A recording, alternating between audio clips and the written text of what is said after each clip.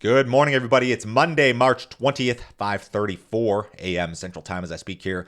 May corn futures down 6 1/4 at 628. May soybeans down 8 3/4 at 1467 3/4. May Chicago wheat down 11 3/4 at 698 3/4. May Kansas City wheat down 12.5 at 823 1/4. May spring wheat down 11 cents at 849 3/4. We're going to start off with the Black Sea grain deal this morning. It appears as if the deal will continue for at least 60 days. You had a whole bunch of back and forth headlines circulating over the weekend. The deal was originally set to expire Saturday. Ukraine wanted a 120-day extension. Russia wanted a 60-day extension. Moscow said this, however. They have no objection to extending the Black Sea grain deal until May 18th, which is 60 days. Russia then went on to say that the West has 2 months to exempt from their sanctions the entire chain of operations which accompany the Russian agricultural sector. The United Nations says that they are doing everything possible to continue the grain deal. So this morning, it appears to me as if shipments will continue until at least May 18th. And at that point, Russia will reevaluate, I guess. Russia still is pushing this idea that Western sanctions are hindering their own grain and fertilizer shipments, and they want something done about that. But it sounds like shipments will continue this week, and that's the story for the moment. We may hear more this week about this deal.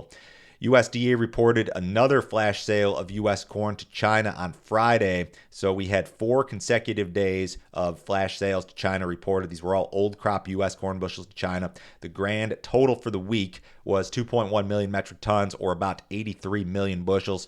Friday's sale, which was 191,000 or about 7.5 million bushels, was by far the smallest of the 4 sales, but still a really good week for U.S. Corn export business. Now, there is some chatter regarding the potential for additional Chinese buying. Maybe that happens, maybe it doesn't, but not a bad week at all in terms of export business, which was drastically needed.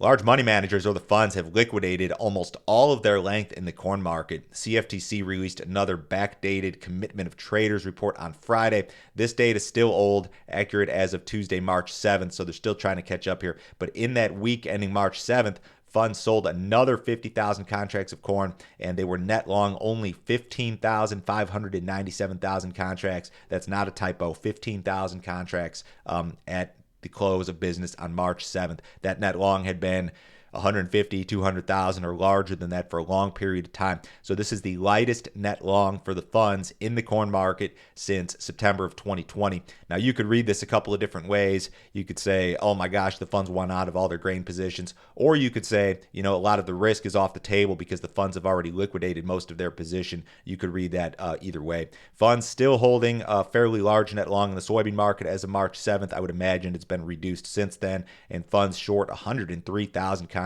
of SRW wheat, which is the most we've seen in quite a while. Hey guys, I did a couple of premium videos late last week that you may be interested in. The first one was a mailbag video, and the question I answered was along these lines.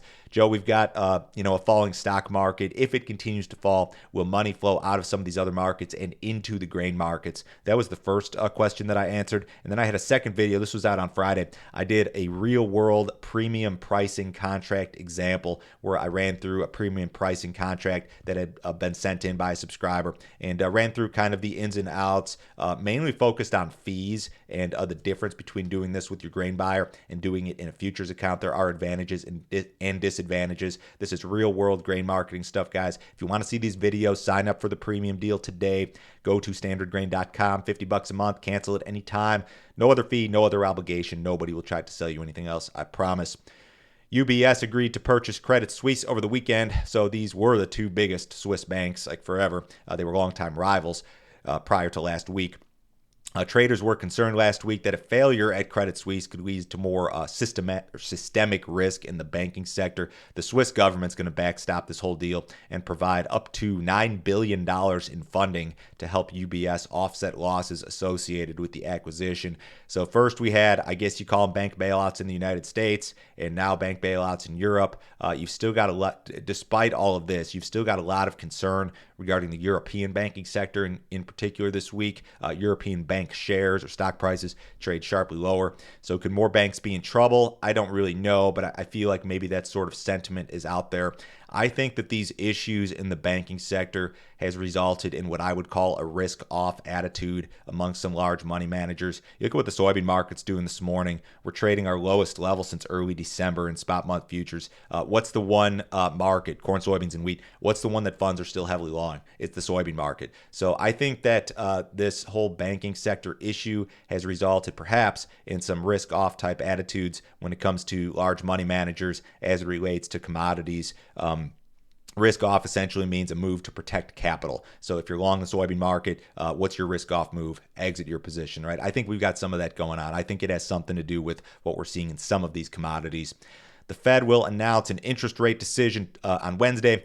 The story related to bank issues and subsequent government bailouts over the last couple of weeks perhaps raises questions regarding this week's Fed meeting. The FOMC will announce this decision on Wednesday afternoon. Interest rate markets this morning indicate a 58% chance that the Fed will hike by a quarter point and a 42% chance that no hike at all will be posted. A half-point hike appears to be off the table, so the Fed may be going just a little bit easier here given these crisis situations we're seeing in the banking sector.